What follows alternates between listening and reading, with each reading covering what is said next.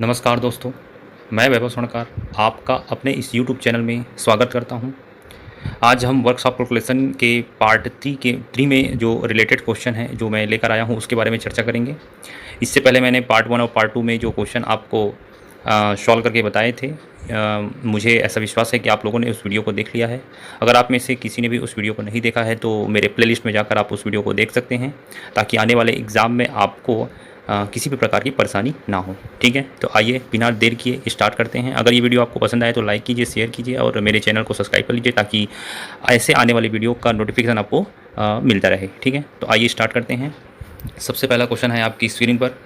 पहला क्वेश्चन कह रहा है कि 529 का वर्गमूल क्या है। देखिए, इसे सॉल्व करने का एक तरीका होता है, वर्गमूल निकालने का एक अलग से फार्मूला, मतलब एक अलग से तरीका होता है, हम उसकी चर्चा करेंगे।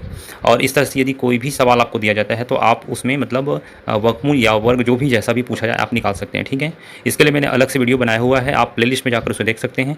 तो आइए हम इसका वर्गमूल कैसे निकालते हैं यह देखते हैं। ठीक है, पहला क्वेश्चन था कि हमें 529 का अंडर रूट निकालना है। ठीक है, यानी कि वर्गमूल निकालना है। तो वर्गमूल निकालने के लिए हम इसे देखिए कैसे सॉल्व करते हैं। सबसे पहले तो वर्गमूल निकालना है तो लास्ट का जो यूनिट अंक है, यानी कि 2 यूनिट तक हम पहले लेंगे और जो बचेगा उसे हम छोड़ देंगे। ठीक है, फिर क्या करेंगे, हम स्क्वायर किसी टेबल स्क्वायर पढ़ेंगे, जैसे कि 2 दूने 4, 3 तिया 9। ठीक है, देखिए तो 5 किसके बीच में आ रहा है, 4 और 9 के बीच में आ रहा है, यानी कि हम छोटे वाले को लेंगे, यानी कि हम 2 को लेंगे। ठीक है, अब देखिए जो 9 है, यानी कि जो 29 है उसका जो यूनिट है 9 है। ठीक है, तो 9 का किसके पहाड़े में आता है, 3 के पहाड़े में आता है और 7 के पहाड़े में आता है स्क्वायर 3 तिया 9 होता है और 7 7 49 होता है। तो 9 दोनों पहाड़े में आ रहा है ना यूनिट में। इस प्रकार से अब क्या करेंगे, इस ये जो 2 आया है उसमें हम एक अंक बढ़ाकर मल्टीप्लाई करेंगे, यानी कि 2 तिया 6 करेंगे। ठीक है, अब यदि ये अंदर वाला जो पोर्शन है, यानी कि जो 5 दिया हुआ है वो छोटा है 6 से, तो छोटा वाला अंक लेंगे, और यदि ये 6 से बड़ा होता तो हम बड़ा वाला अंक लेते। तो हमारे पास ये 5 6 से छोटा है, इसलिए हम छोटा वाला अंक लेंगे। इस प्रकार से हमारा जो आंसर आ जाएगा 23। ठीक है,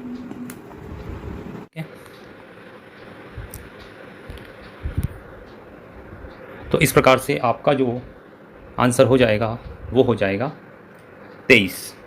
ठीक है, यानी कि बी। चलिए नेक्स्ट क्वेश्चन की ओर बढ़ते हैं। दूसरा क्वेश्चन है आपके सामने, अनुपात की परिभाषा क्या है। ठीक है, आपसे पूछ रहे हैं कि अनुपात की परिभाषा क्या है। आपके ऑप्शन हैं, ए एक ही तरह की 2 मात्राओं का संबंध, दूसरा विभिन्न प्रकार की 2 मात्राओं का संबंध, तीसरा 2 अनुपातों के बीच समानता, या चौथा 2 अनुपातों के बीच असमानता। ठीक है, तो इसका जो आंसर हो जाएगा वो हो जाएगा ए, यानी कि एक ही तरह के 2 मात्राओं का संबंध। ठीक है, इसे हम अनुपात कहते हैं। चलिए अगले क्वेश्चन की ओर चलते हैं। तीसरा क्वेश्चन है आपकी स्क्रीन पर। थर्ड क्वेश्चन कह रहा है कि ये जो डायग्राम आपको दिया हुआ है, ठीक है, इसमें आपको जो क्वेश्चन मार्क है, यानी कि एसी की लंबाई है ना, एसी जो भुजा है उसकी लंबाई आपको बतानी है। ठीक है, तो हम सब जानते हैं कि एक पाइथागोरस प्रमेय होता है। ठीक है, पाइथागोरस प्रमेय से हम इसे सॉल्व करने की कोशिश करेंगे। तो आइए इसे सॉल्व करते हैं। आइए अगले क्वेश्चन की ओर चलते हैं। तीसरा क्वेश्चन है आपका, आपको दिया हुआ है। ठीक है, तो हम जानते हैं पाइथागोरस प्रमेय जो होता है, ठीक है, उसके अनुसार क्या होता है कि कर्ण का वर्ग बराबर लंब का वर्ग धन आधार का वर्ग। ठीक है, होता है। कर्ण हमें निकालना है जो कि एक्स स्क्वायर दिया हुआ है, और हमें लंब दिया है 5, तो 5 का स्क्वायर, और आधार दिया हुआ है 7, यानी कि 7 का स्क्वायर। ठीक है, तो हम जानते हैं 5 का कितना होता है, 5 पंचे 25 और 7 सत्ते 49। ठीक है, 9 5 14 और 4 2 6 1 7 74। ठीक है, तो एक्स स्क्वायर कितना आ जाएगा 74। इस प्रकार एक्स इक्वल हो जाएगा अंडर रूट 74। अब देखिए अंडर रूट 74 को सॉल्व करने के लिए कैसे करेंगे। सबसे पहले तो हम ऐसा नंबर लिख लेंगे। ठीक है, और दोनों अंक को हम एक साथ, जैसे कि टेबल पढ़ेंगे, जैसे कि 7 सत्ते 49, 8 अट्ठे 64 और 9 निया 81। ठीक है, तो 74 किनके बीच में है, 8 और 9 के बीच में है। और जैसा कि हमने पहले देखा 8 हम छोटे वाले अंकों को लेते हैं, तो हम लेंगे 8। ठीक है, यानी कि 8 अट्ठे 64। जो अंक यहाँ लिखेंगे वो अंक यहाँ भी लिखेंगे, और अगले में इस अंक को हम ऐड करेंगे। ठीक है, इसको ऐसे सॉल्व करते हैं। शेषफल कितना है 10। जब हम पॉइंट लगाते हैं, क्योंकि देखिए 16 बड़ा है, ठीक है 10 से, तो जब हम पॉइंट लगाएंगे हम 2 जीरो बढ़ा देते हैं, ठीक है, पॉइंट लगाते हैं तो 2 जीरो बढ़ा देते हैं। इस प्रकार से अब हम टेबल पढ़ेंगे, तो देखिए हम यहाँ पर टेबल पढ़ सकते हैं, 6 का पढ़ सकते हैं, तो 6 जो यहाँ लिखेंगे वो यहाँ भी लिखेंगे, ठीक है, 6 छक्के 36 और 16 छक्के 96 और 96 97 98 99, ठीक है। इस प्रकार से 996 हो जाएगा, कैरी बचेगा 4। इस प्रकार से हमारा आंसर कितना आ गया जी, तो x की वैल्यू हो गई 8.6। इसे भी आपको जानना बहुत ज़रूरी है, ठीक है। चलिए, ठीक है, तो इस प्रकार से आपका जो आंसर हो जाएगा वो हो जाएगा 8.6, ठीक है। चलिए अगले क्वेश्चन की ओर चलते हैं। चौथा क्वेश्चन कह रहा है, यदि 180 मिलीमीटर व्यास वाला गियर 60 मिलीमीटर व्यास वाले गियर पर जुड़ा हुआ है, तो बड़ा गियर जो कि 60 आरपीएम पर घूमता है ना, तो हमें छोटे गियर का जो आरपीएम होगा वो बताना है, ठीक है। आपके ऑप्शन इस प्रकार हैं, ए 120 आरपीएम, बी 140 आरपीएम, सी 160 आरपीएम और डी 180 आरपीएम, ठीक है। तो आइए इसे सॉल्व करते हैं। देखिए चौथा क्वेश्चन क्या था, हम जानते हैं कि एक फार्मूला होता है, वो होता है 2πRn, ठीक है। क्योंकि हमें r की जगह में d दिया है, तो हम इसका फार्मूला चेंज करके क्या लिख सकते हैं, पाई डी एन, ठीक है, d1 n1 और पाई d2 n2 लिख सकते हैं। इस प्रकार से पाई पाई कट जाएगा। d की वैल्यू क्या दी हुई है हमें 180 और n1 की वैल्यू 60 और dt की वैल्यू कितनी दी हुई है 60 और n2 हमको क्या करना है जी, निकालना है। क्लियर है। इस प्रकार से हमारा जो n2 हो जाएगा वो हो जाएगा 180 आरपीएम आंसर, ठीक है। n जो होता है वो आरपीएम में होता है, ये बात का ध्यान रखेंगे आप। इस प्रकार से आपका जो आंसर हो जाएगा वो हो जाएगा 180 आरपीएम, ठीक है। चलिए अगले क्वेश्चन की ओर चलते हैं। पांचवा क्वेश्चन है आपके स्क्रीन पर कि हमें बताना है कि 18.5% यानी कि 18.5% को हमको दशमलव भिन्न में बदलना है, ठीक है। मुझे मेरे ख्याल से आप सबको इसे दशमलव भिन्न में बदलना आता है। चलिए इसे देखते हैं कैसे बदलते हैं। तो इसके लिए हम क्या करेंगे, 18.5 है उसे परसेंट यानी कि 100 उसके नीचे में लिख देंगे, परसेंट की वजह से, ठीक है, परसेंट है तो हम क्या करेंगे 100 लिख देंगे। अब क्या करेंगे, अब जब भी नीचे में 2 जीरो होते हैं तो हम क्या करते हैं, ऊपर में उस जो दशमलव से शिफ्ट कर देंगे, यानी कि ये जो दशमलव है वो पहले शिफ्ट हो जाएगा, ठीक है। इस प्रकार से हमारा जो आंसर हो जाएगा वो हो जाएगा ए 0.185, ठीक है। आई थिंक सबको समझ में आ गया होगा। चलिए अगले सवाल की ओर चलते हैं। छठवां क्वेश्चन है आपकी स्क्रीन पर, उस धातु का नाम क्या है जिसमें लोहा नहीं होता है, ठीक है। तो हम सब जानते हैं उसे हम नॉन फेरस मेटल कहते हैं, ठीक है, जिसमें लोहे की मात्रा नहीं होती है, ठीक है। चलिए नेक्स्ट क्वेश्चन की ओर चलते हैं। आपका अगला क्वेश्चन है, इनमें से भंगुर धातु कौन सी है, ठीक है। तो देखिए हम सब जानते हैं कि जो भंगुर धातुएं होती हैं, ठीक है, वे एक मतलब वार से, हल्के से चोट से भी वो क्या हो जाती हैं, टूट जाती हैं। इस प्रकार से हम जानते हैं कि कच्चे लोहे में यानी कि कास्ट आयरन में भंगुरता का गुण पाया जाता है, ठीक है। इस प्रकार से हमारा आंसर हो जाएगा ए कच्चा लोहा, ठीक है। अगले क्वेश्चन की ओर चलते हैं। आठवां क्वेश्चन है आपकी स्क्रीन पर कि धातु की कौन सा गुण बिना फ्रैक्चर के स्थायी विरूपण के गठन में सक्षम होती है, ठीक है। कहने का अर्थ ये है कि कोई भी धातु है, ठीक है, उसमें वह कौन सा गुण है जिसकी वजह से वह मतलब फ्रैक्चर नहीं होता यानी कि टूटता नहीं है और उसमें स्थायी रूप से विकृति यानी कि उसमें बदलाव आ जाता है, ठीक है। तो हम सब जानते हैं कि उसे हम प्लास्टिसिटी यानी कि सुघट्यता के नाम से जानते हैं, ठीक है। ये एक ऐसा धातु है जिसमें जिसे हम मोड़ेंगे, ठीक है, तो उसमें उसके आकार में चेंज होगा, परिवर्तन होगा, लेकिन वो क्या होगा, टूटेगा नहीं। हाँ, एक लिमिट के बाद जाकर वो जरूर टूट जाता है, ठीक है। इस प्रकार से हमारा आंसर हो जाएगा बी प्लास्टिसिटी। चलिए अगले क्वेश्चन की ओर चलते हैं। अगला क्वेश्चन है 9वां, इनमें से कौन सा गुण, धातु का कौन सा गुण है जिसमें धातु को गर्म करने पर पिघल जाती है, ठीक है। तो इस प्रकार से हमारा जो ऑप्शन है देख लेते हैं एक बार। ए है कंडक्टिविटी चालकता, बी मेलेबिलिटी यानी कि आघात वर्धनीयता, सी फ्यूजिबिलिटी यानी कि गलनीयता, या फिर डी टेनेसिटी यानी कि दृढ़ता, ठीक है। तो हम सब जानते हैं कि धातु को हम गर्म करते हैं, ठीक है, तो जो पिघलने का गुण है उसे हम क्या बोलते हैं, गलनीयता बोलते हैं, यानी कि फ्यूजिबिलिटी बोलते हैं, ठीक है। तो इस प्रकार से आपका आंसर हो जाएगा सी। चलिए अगले क्वेश्चन की ओर चलते हैं।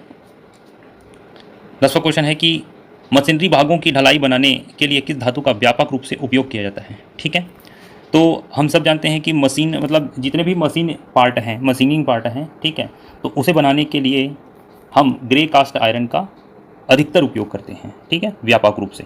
इस प्रकार से हमारा आंसर हो जाएगा ए, ग्रे कास्ट आयरन। ठीक है, चलिए अगले क्वेश्चन की ओर चलते हैं। 11वां क्वेश्चन है। 11वां क्वेश्चन आपकी स्क्रीन पर। स्थायी चुंबक बनाने के लिए किस मिश्र धातु का, है ना, किस मिश्र धातु इस्पात का उपयोग किया जाता है। तो हमें बताना है कि हम किस मिश्र धातु का उपयोग करते हैं क्या करने के लिए भाई, स्थायी चुंबक बनाने के लिए। तो आपका आंसर हो जाएगा ए, कोबाल्ट स्टील। ठीक है, यानी कि हम इसका उपयोग मिश्र धातु मतलब चुंबक, स्थायी चुंबक बनाने के लिए करते हैं, कोबाल्ट स्टील का। ठीक है, चलिए अगले क्वेश्चन की ओर चलते हैं। 12वां क्वेश्चन है आपकी स्क्रीन पर कि प्रतिरोध का वह गुण क्या है जो उच्च वोल्टेज के आने पर टूट जाना चाहिए या पंचर हो जाना। ठीक है, ठीक है, तो हमें ये बताना है कि वह कौन सा गुण है जिसकी वजह से यदि हाई वोल्टेज आए तो क्या हो जाता है, वो टूट जाता है। ठीक है, इस प्रकार से हमारा जो आंसर हो जाएगा वो हो जाएगा ए, यानी कि डाई इलेक्ट्रिक स्ट्रेंथ। ये एक गुण है जिससे यदि उच्च वोल्टेज आता है, ठीक है, तो वो क्या हो जाता है, टूट जाता है। इसे हम परावैद्युत कहते हैं, यानी कि डाई इलेक्ट्रिक स्ट्रेंथ कहते हैं। ठीक है, चलिए आप अगले क्वेश्चन की ओर चलते हैं। 13वां क्वेश्चन है कि किसी पदार्थ के घनत्व और 4 डिग्री सेंटीग्रेड पर पानी के घनत्व के बीच के अनुपात क्या कहलाता है। ठीक है, तो हम सब जानते हैं कि उसे हम क्या बोलते हैं जी, विशिष्ट गुरुत्व कहते हैं, यानी कि स्पेसिफिक ग्रेविटी के नाम से हम जानते हैं। ठीक है, अपेक्षिक घनत्व भी इसे कहा जाता है। इस प्रकार से हमारा आंसर हो जाएगा बी। चलिए अगले क्वेश्चन की ओर चलते हैं। 14 क्वेश्चन है आपका, एल्यूमिनियम का घनत्व कितना होता है। ठीक है, हम सब जानते हैं कि एल्यूमिनियम का घनत्व होता है 2.7 ग्राम पर सेंटीमीटर क्यूब। ठीक है, कितना होता है, 2.7 ग्राम पर सेंटीमीटर क्यूब। चलिए अगले क्वेश्चन की ओर चलते हैं। 15वां क्वेश्चन है आपकी स्क्रीन पर कि एक लोहे के घन का घनत्व ग्राम सेंटीमीटर क्यूब में कितना होगा यदि इसका भार जो दे दिया है कितना, 4.8 किलोग्राम, और आयतन दे दिया है 640 सेंटीमीटर क्यूब। ठीक है, तो हमें इसे निकालना है। हम जानते हैं कि हमारा फॉर्मूला क्या होगा, आइए इसे देखते हैं। चलिए 15वां क्वेश्चन की ओर चलते हैं। क्वेश्चन में दिया हुआ है एक फार्मूला, हमें याद है, घनत्व क्या होता है, द्रव्यमान बटे आयतन। ठीक है, होता है, चूंकि हमें द्रव्यमान दिया हुआ है 4.8 और आयतन दिया हुआ है 640। ठीक है, तो इस प्रकार इसकी जो यूनिट हो जाएगी, है ना, क्योंकि हमें यूनिट को ध्यान रखना है, किलोग्राम, किलोग्राम, और ये हो जाएगा सेंटीमीटर क्यूब। ठीक है, बट हमें तो ग्राम सेंटीमीटर क्यूब में आंसर निकालना है। ठीक है, इस चीज़ का ध्यान रखेंगे। इस प्रकार से क्या लिख सकते हैं हम, 4.8 इंटू 1000 640। ठीक है, क्योंकि एक किलोग्राम बराबर क्या होता है जी, 1000 ग्राम होता है ना। ठीक है, इस प्रकार से हमने इसे चेंज कर लिया। इसे जब सॉल्व करेंगे तो हमारा आंसर कितना आ जाएगा, 7.5 ग्राम पर सेंटीमीटर क्यूब आ जाएगा। ठीक है, ग्राम पर सेंटीमीटर क्यूब। इस प्रकार से हमारा जो आंसर हो जाएगा वो हो जाएगा 7.5 ग्राम पर सेंटीमीटर क्यूब। ठीक है, चलिए अगले क्वेश्चन की ओर चलते हैं। 16वां क्वेश्चन है, धातु का विशिष्ट गुरुत्व क्या होगा यदि धातु का टुकड़े का भार हवा में 150 ग्राम और पानी में 125 ग्राम। ठीक है, आइए इसे भी हम देखते हैं। 16वें क्वेश्चन की ओर चलते हैं। देखिए 16 क्वेश्चन में विशिष्ट गुरुत्व पूछा हुआ है, विशिष्ट गुरुत्व,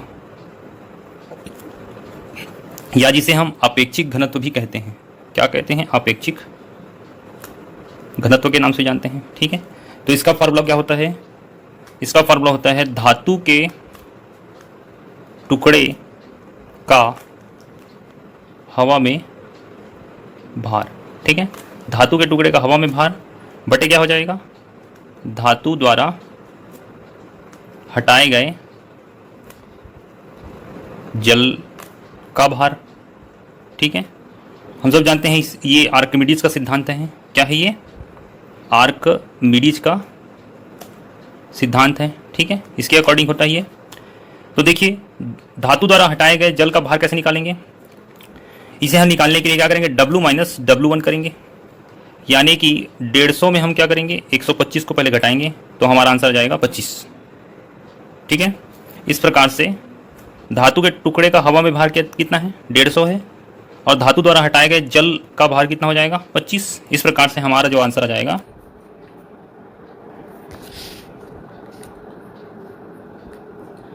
तो इस प्रकार से हमारा आंसर हो जाएगा ए यानी कि 6। ठीक है, चलिए अगले क्वेश्चन की ओर चलते हैं। 17वां क्वेश्चन है, यदि पारा का द्रव्यमान 136 ग्राम है और पारे का घनत्व 13.6 ग्राम पर सेंटीमीटर क्यूब है तो पारे का आयतन सेंटीमीटर क्यूब में क्या होगा? ठीक है, आइए इसे सॉल्व करके देखते हैं। तो इस प्रकार से हमारा जो आंसर हो जाएगा वो हो जाएगा 10 सेंटीमीटर क्यूब। ठीक है, चलिए अगले क्वेश्चन की ओर चलते हैं।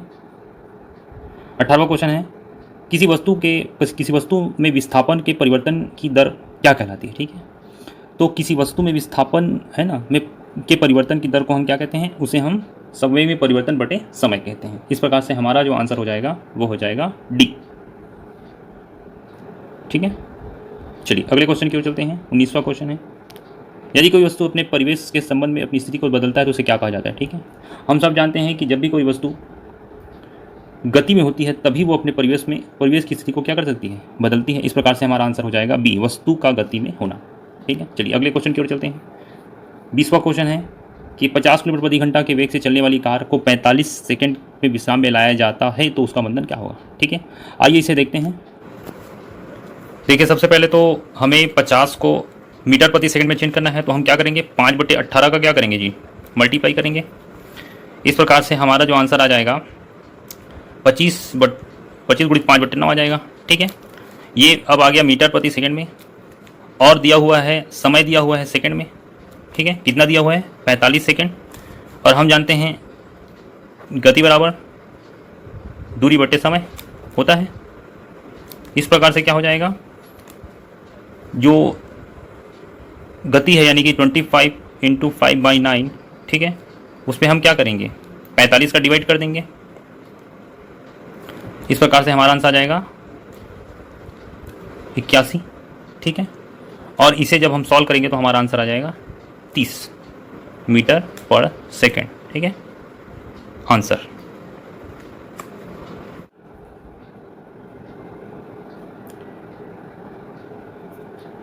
इस प्रकार से हमारा आंसर हो जाएगा बी, 30 मीटर पर सेकेंड स्क्वायर। ठीक है, चलिए अब नेक्स्ट क्वेश्चन की ओर चलते हैं। अगला क्वेश्चन है 21वां क्वेश्चन, यदि 1 न्यूटन का बल किसी वस्तु पर कार्य करता है और उसे 1 मीटर की दूरी तक खींचता है या चलाता है, उसे क्या कहते हैं? ठीक है, तो हम सब जानते हैं कि उसे हम क्या कहते हैं जी? 1 जूल कहते हैं। ठीक है, इस प्रकार से हमारा आंसर हो जाएगा ए, 1 जूल। चलिए अगले क्वेश्चन की ओर चलते हैं। अगला क्वेश्चन है 22वां क्वेश्चन, यदि 250 किलोग्राम द्रव्यमान की एक वस्तु 30 मीटर की ऊंचाई पर हो तो स्थितिज ऊर्जा कितनी होती है? ठीक है, हम सबको पता है कि स्थितिज ऊर्जा का फॉर्मूला क्या होता है? mgh। ठीक है, आइए इसे देखते हैं बनाकर।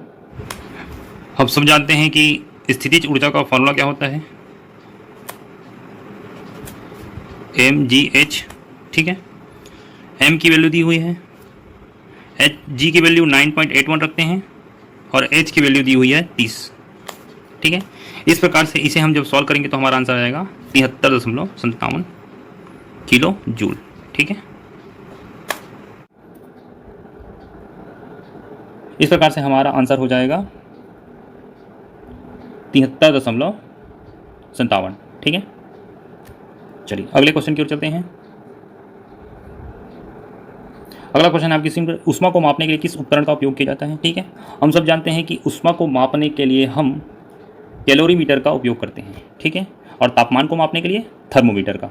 ठीक है, याद रखेंगे। चलिए अगले क्वेश्चन की ओर चलते हैं। 24वां क्वेश्चन है, 1 ग्राम पानी का 1 डिग्री सेंटीग्रेड तापमान बढ़ाने के लिए आवश्यक ऊष्मा की मात्रा को क्या कहते हैं? ठीक है, हम सब जानते हैं कि इसे हम कैलोरी के नाम से जानते हैं। ठीक है, क्या बोलते हैं जी? कैलोरी, यानी कि 1 ग्राम पानी का 1 डिग्री सेंटीग्रेड तापमान बढ़ाने के लिए आवश्यक ऊष्मा की मात्रा को हम कैलोरी कहते हैं। ठीक है, चलिए अगले क्वेश्चन की ओर चलते हैं। 25वां क्वेश्चन है कि पानी की विशिष्ट ऊष्मा का मान क्या है? हमने इससे भी पहले वीडियो में देखा हुआ है कि पानी की विशिष्ट ऊष्मा का मान होता है 1। ठीक है, इस प्रकार से आपका आंसर हो जाएगा डी। चलिए अगले क्वेश्चन की ओर चलते हैं। 26वां क्वेश्चन है, किस प्रकार की ऊष्मा को उसकी भौतिक अवस्था बदले बिना किसी पदार्थ द्वारा अवशोषित किया जाता है या छोड़ा जाता है? ठीक है, तो 26वां का आंसर हो जाएगा बी, सेंसिबल हीट। ठीक है, चलिए अगले क्वेश्चन की ओर चलते हैं। 27वां क्वेश्चन है, यदि गर्म करने पर ठोस की लंबाई में बढ़ती है तो क्या कहा जाता है। ठीक है, जब भी किसी ठोस या किसी धातु की लंबाई में वृद्धि होती है तो हम सब जानते हैं कि उसे क्या कहते हैं जी, उसे हम कहते हैं रेखीय प्रसार। क्या बोलते हैं? रेखीय प्रसार। ठीक है, चलिए अगले क्वेश्चन की ओर चलते हैं। 28वां क्वेश्चन है, तापमान में प्रति डिग्री मूल लंबाई में परिवर्तन को क्या कहते हैं। ठीक है, तो इस प्रकार से तापमान में प्रति डिग्री मूल लंबाई में परिवर्तन हो रहा है। ठीक है, तो हम उसे क्या कहेंगे? बहुत बढ़िया, रेखीय प्रसार गुणांक कहेंगे। ठीक है, चलिए अगले क्वेश्चन की ओर चलते हैं। 29वां क्वेश्चन है कि 3 गुना रेखीय प्रसार के लिए किस शब्द का प्रयोग किया जाता है। ठीक है, तो 3 गुना जो रेखीय प्रसार है उसके लिए हम कोएफिशिएंट ऑफ क्यूबिकल एक्सपांसन यानी कि घनीय प्रसार गुणांक के शब्दों का प्रयोग यूज करते हैं। ठीक है, क्या बोलते हैं? कोएफिशिएंट ऑफ क्यूबिकल एक्सपांसन यानी कि घनीय प्रसार गुणांक, जब भी 3 गुणित रेखीय प्रसार होगा तब। ठीक है, इसे याद रखेंगे। चलिए अगले क्वेश्चन की ओर चलते हैं। 30वां क्वेश्चन है, उष्मारोधक मटेरियल का इनमें से कौन सा गुण नहीं पाया जाता। ठीक है, तो हम सब जानते हैं कि जो उष्मारोधक जो मटेरियल होता है ना, उसमें तन्यता का गुण नहीं पाया जाता। इस प्रकार से हमारा आंसर हो जाएगा डी। ठीक है, बाकी सब गुण पाए जाते हैं। कम चालकता होती है, उसमें आग का प्रतिरोध होता है और कम नमी और शोषण का भी गुण उसमें पाया जाता है। ठीक है, चलिए अगले क्वेश्चन की ओर चलते हैं। 31वां क्वेश्चन, इनमें से कौन सा एक खराब उष्मारोधक है। ठीक है, तो हम सब जानते हैं कि ग्लास एक प्रकार का उष्मारोधक नहीं है, यानी कि कम मात्रा में उष्मारोधक, इसलिए उसको क्या कहा जा रहा है? खराब उष्मारोधक कहा जा रहा है। ठीक है, बाकी कार्क हो गया, रबड़ हो गया, सादस्ट हो गया, ये सब क्या है? उष्मारोधक पदार्थ हैं या है ना। ठीक है, मटेरियल है। चलिए अगले क्वेश्चन की ओर चलते हैं। 32वां क्वेश्चन है आपकी स्क्रीन पर कि मर्क्यूरी यानी कि जिसे हम पारे के नाम से जानते हैं का गलनांक क्या होता है। हम सब जानते हैं कि जो पारे का गलनांक होता है वो होता है 357 डिग्री सेंटीग्रेड। ठीक है, चलिए अगले क्वेश्चन की ओर चलते हैं। 33वां क्वेश्चन है, क्या सर्किट में प्रतिरोधों को सीरीज कनेक्शन में समान होता है। ठीक है, कहने का अर्थ यह है कि जब भी हम किसी सर्किट में प्रतिरोधों को सीरीज कनेक्शन में जोड़ते हैं, ठीक है, तो उसमें क्या समान होता है। तो हम सब जानते हैं उसमें धारा समान होती है। ठीक है, और सर्किट में यदि प्रतिरोध को हम श्रेणी क्रम में जोड़ें, ठीक है, मतलब पैरेलल में जोड़ें, ठीक है, तो क्या समान होगा? तो उसमें हो जाएगा वोल्टेज। ये ध्यान रखना। चलिए अगले क्वेश्चन की ओर चलते हैं। 34वां क्वेश्चन इस प्रकार है, देखिए दिया हुआ है I की वैल्यू दी है, V की वैल्यू दी है, हमको R यानी कि प्रतिरोध का मान निकालना है। ठीक है, तो हम एक फार्मूला जानते हैं। फार्मूला क्या होता है? V = IR। ठीक है, ये से अब हमें R निकालना है, तो R = क्या हो जाएगा? V/I होगा। V/I वैल्यू को आप रखेंगे और आपका आंसर आ जाएगा। आइए इसे देखते हैं कैसे इसका आंसर क्या होगा। हमें पता है कि V कितना क्या होता है? IR होता है, और हमें क्या निकालना है? R निकालना है।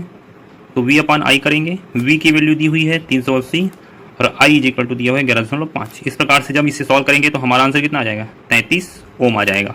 ठीक है, क्या होगा?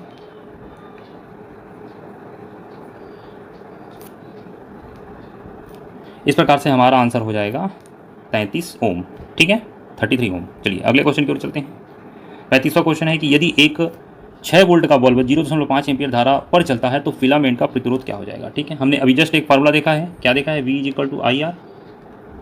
हमको क्या निकालना है? R निकालना है। तो R = क्या हो जाएगा? V/I।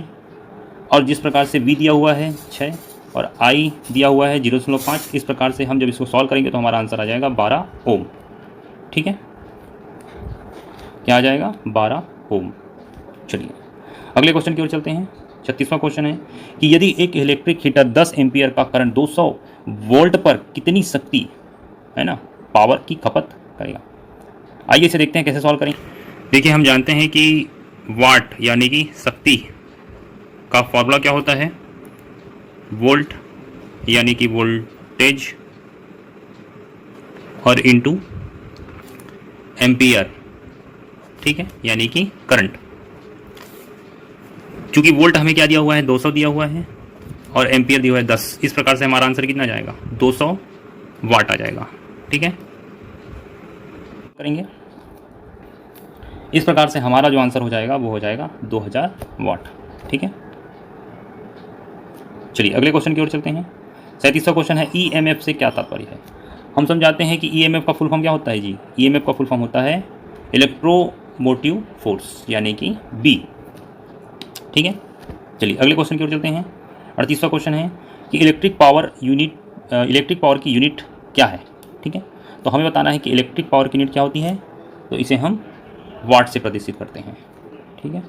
वाटर नहीं है, ये वाट है, इसे ध्यान रखेंगे, ठीक है, सॉरी वाट। चलिए अगले क्वेश्चन की ओर चलते हैं।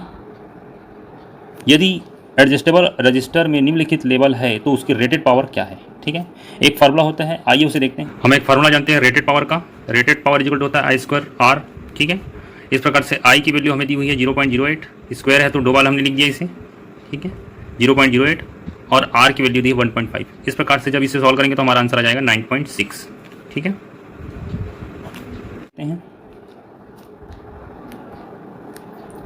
इस प्रकार से हमारा आंसर हो जाएगा 9.6 वाट, ठीक है। चलिए अगले क्वेश्चन की ओर चलते हैं। 40वां क्वेश्चन है कि एक वर्ग की भुजा क्या होगी जिसका क्षेत्रफल 625 मिलीमीटर स्क्वायर होगा, ठीक है। तो हम सब जानते हैं कि जो वर्ग की जो भुजा होती है, ठीक है, यानी कि वर्ग का क्षेत्रफल होता है वो होता है ए स्क्वायर, ठीक है। और ए स्क्वायर जो कितना दे दिया है 625, तो ए बराबर क्या हो जाएगा, जब हम इसका रूट निकालेंगे, अंडर रूट निकालेंगे, तो इसका आंसर आएगा 25, ठीक है। इस प्रकार से ए की वैल्यू हो जाएगी 25, ठीक है। चलिए तो हमारा आंसर क्या हो जाएगा, सी ए 25 mm, ठीक है। चलिए अगले क्वेश्चन की ओर चलते हैं। 41वां क्वेश्चन है, एक आयत का क्षेत्रफल क्या होगा जिसकी लंबाई और चौड़ाई क्रमशः 10 सेंटीमीटर और 8 सेंटीमीटर होगा, ठीक है। तो आइए इसे सॉल्व करते हैं। आयत का क्षेत्रफल होता है लंबाई गुणित चौड़ाई। हम सब जानते हैं कि आयत का क्षेत्रफल क्या होता है, लंबाई गुणित चौड़ाई, ठीक है। इस प्रकार से हमारा आंसर क्या हो जाएगा, 10 गुणित 8 यानी कि 80। इस प्रकार से हमारा आंसर हो जाएगा बी 80 सेंटीमीटर स्क्वायर। चलिए अगले क्वेश्चन की ओर चलते हैं। 42वां क्वेश्चन है कि 450 मिलीमीटर की भुजा वाले समबाहु त्रिभुज का क्षेत्रफल क्या होगा। आइए इसे सॉल्व करके देखते हैं। 42वां क्वेश्चन है आपका, हमें निकालना है समबाहु त्रिभुज का क्षेत्रफल। देखो समबाहु त्रिभुज, ठीक है, होता क्या है, जिसकी तीनों भुजाएं क्या होती है, समान होती हैं, उसका क्षेत्रफल क्या होता है, क्षेत्रफल होता है आपका √3/4 ए स्क्वायर, ठीक है। ए की वैल्यू हमको दी हुई है, ए बराबर 450 mm दे दिया है, ठीक है। इस प्रकार से √3 × 4 450 गुणित 450, ठीक है। हम सब जानते हैं कि √3 की वैल्यू क्या होती है, 1.732 होती है, ठीक है। इस प्रकार से जब हम वैल्यू रखेंगे 450 × 450, देखिए ये mm में है, ठीक है। इसे हम सेंटीमीटर में बदलने के लिए क्या करेंगे, 100 का क्या करेंगे, डिवाइड कर देंगे दोनों में, ठीक है। इस प्रकार से हमारा इसे हम जब सॉल्व करेंगे तो हमारा आंसर कितना आ जाएगा, 876.82, ठीक है आंसर। तो इस प्रकार से हमारा आंसर हो जाएगा सी 876.82 सेंटीमीटर, ठीक है। चलिए 43वां क्वेश्चन की ओर चलते हैं। क्वेश्चन है कि एक सिलेंडर के पूर्ण पृष्ठीय क्षेत्रफल का सूत्र क्या होता है। हम सब जानते हैं कि इसका जो फार्मूला होता है वो होता है 2πRh + 2πr², ठीक है। इस प्रकार से ए हमारा आंसर हो जाएगा, ठीक है। चलिए अगले क्वेश्चन की ओर चलते हैं। एक कॉनिकल टैंक की क्षमता क्या है जिसकी त्रिज्या 2 मीटर और ऊंचाई 5 मीटर दी हुई है, ठीक है। आइए इसे सॉल्व करके देखते हैं। आइए अगले क्वेश्चन में 44वां क्वेश्चन देखिए। हम जानते हैं कि शंकु यानी कि कोनिकल बोला था, शंकु का आयतन होगा, ठीक है। और शंकु का आयतन का फार्मूला क्या होता है जी, तो शंकु के आयतन का फार्मूला होता है 1/3 πr²h, यानी कि 1/3 पाई की वैल्यू 22/7 रखेंगे, आर की वैल्यू हमको दी है 2 और एच की वैल्यू दी हुई है 5, ठीक है। इस प्रकार से जब इसे हम सॉल्व करेंगे तो हमारा आंसर कितना आ जाएगा, 21 मीटर स्क्वायर आ जाएगा, ठीक है। इस प्रकार से हमारा आंसर हो जाएगा बी 21 सेंटीमीटर, ठीक है। चलिए अगले क्वेश्चन की ओर चलते हैं। अगला क्वेश्चन 50वां क्वेश्चन है, ठीक है, लास्ट क्वेश्चन। बाकी क्वेश्चन में थोड़ा सा प्रिंटिंग मिस्टेक है इसलिए मैंने उसे नहीं लिया है, ठीक है। 50वां क्वेश्चन है कि बोल रहा है कि एलिवेशन कोण ज्ञात करें यदि एक लाइट हाउस जिसकी ऊंचाई जो है 15 मीटर और आधार से दूरी 15 मीटर है, ठीक है। तो हम सब जानते हैं कि tan थीटा, ठीक है, tan थीटा बराबर क्या हो जाएगी, लंब बटे आधार होता है ना, लंब बटे आधार, ठीक है। यानी कि tan थीटा = क्या हो जाएगा, 15/15, 15/15 यानी कि 1 आ जाएगा। तो tan थीटा की वैल्यू 1 कब होती है, तो tan थीटा की वैल्यू होती है 1 जब थीटा की वैल्यू होती है 45। ठीक है, इस प्रकार से हमारा आंसर हो जाएगा बी 45 डिग्री थीटा की वैल्यू। ठीक है, तो यहीं पर हम सेशन समाप्त करेंगे। इस प्रकार से हमने आज करीब 45-40 क्वेश्चन देखे हैं। ठीक है, मेरे वीडियो को लाइक कीजिए, शेयर कीजिए, सब्सक्राइब कीजिए, और इस प्रकार से वीडियो आप और देखना चाहते हैं तो मुझे कमेंट कीजिए। ठीक है, तो आज के लिए बस इतना ही, धन्यवाद।